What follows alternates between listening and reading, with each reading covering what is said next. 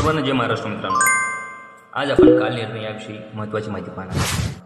प्रथम, वर्षाचे प्रकार. एकूण वर्षाचे प्रकार दोन आहेत. एक साधे वर्ष, दुसरे लीप वर्ष. लीप वर्षात अधिवर्षाशी सुद्धा म्हणतात. साधे वर्ष. आपण प्रथम साधे वर्षाविषयी माहिती घेणार आहोत. एकूण दिवस 365. फेब्रुवारी महिन्यामध्ये 28 दिवस असतात, तर एकूण आठवडे 52 प्लस 1 दिवस.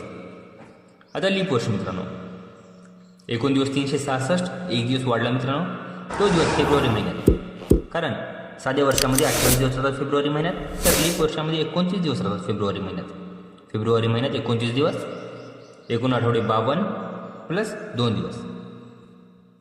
महत्त्वाची टीप मित्रांनो, एका वर्षात 365 दिवस 6 तास असतात. हे 6 तास ढोबळमानाने धरलेले उत्तर आहे मित्रांनो. मूळ तास पाहिलात 5 तास 48 मिनिट 46 सेकंद असा आहे. अजून मित्रांनो, दिनदर्शिकेचे प्रकार.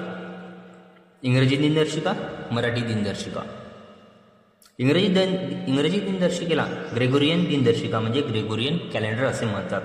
ही सूर्यावर अवलंबून असते, त्यामुळे याला सोलार कॅलेंडर असे सुद्धा म्हणतात. तसेच मराठी दिनदर्शिका यास पंचांग दिनदर्शिका असे म्हणतात. ती चंद्रावर अवलंबून असते, त्यासाठी त्याला ल्युनार कॅलेंडर असे म्हणतात.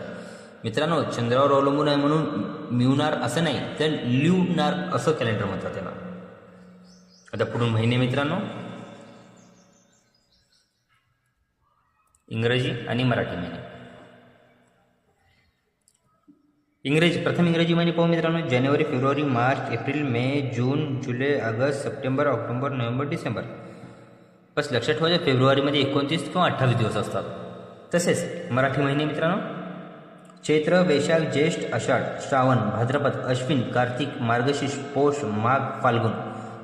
मित्रांनो, जसं फेब्रुवारी महिन्यामध्ये 29 ते 28 दिवस असतात, तसेच चैत्र महिन्यामध्ये 30 ते 31 दिवस असतात. तर